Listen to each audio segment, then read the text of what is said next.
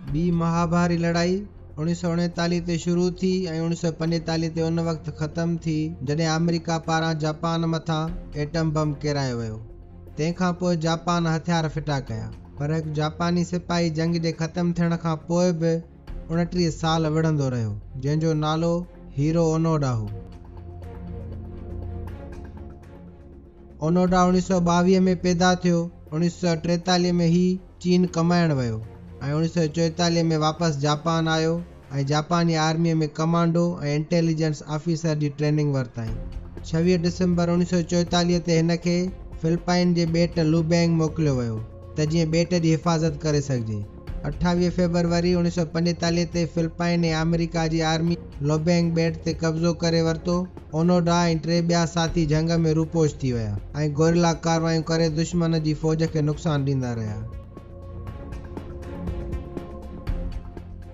ॿिए तरफ़ फिलिपाइन जे फ़ौजियुनि मुख़्तलिफ़ पंफलेट जंग में उछलाया त अक्टूबर 1945 ते जापान हथियार फिटा करे छॾिया आहिनि। वरी ॿिए पंफलेट में लिखियो हो त जापान अगस्त 1945 में शिकस्त क़बूल कई आहे।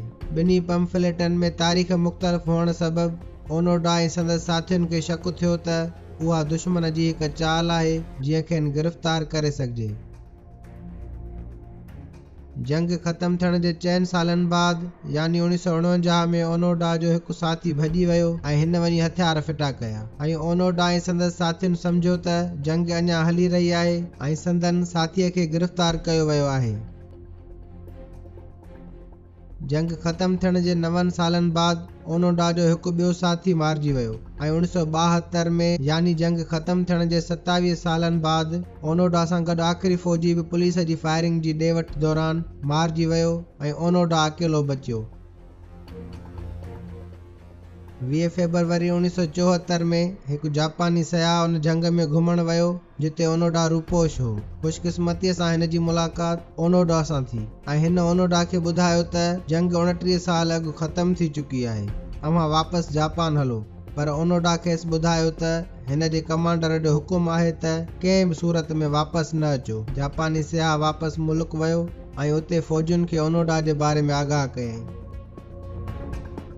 जंहिं कमांडर ओनोडा खे वापसि न अचण जा ऑर्डर जारी कया हुआ उहो उन वक़्तु रिटायर थी चुको हो ऐं हिकु दुकान खोले किताब विकिणण लॻो। उनखे फ़ौजी फिलिपाइन वठी विया ऐं उन ओनोडा खे हथियार फिटा करण जो चयो ऐं ओनोडा 1974 में फिलिपाइन जे सदर फर्डिनेंड मार्कोस खे पंहिंजो तलवार ॾेई हथियार फिटा कया। पोइ ओनोडा जापान वापसि आयो ऐं हिन पंहिंजी आत्मकथा नो सरेंडर माय 30 इयर्स वार लिखियो। ओनोडा टोक्यो जापान में 2014 ते वफ़ात करे वियो।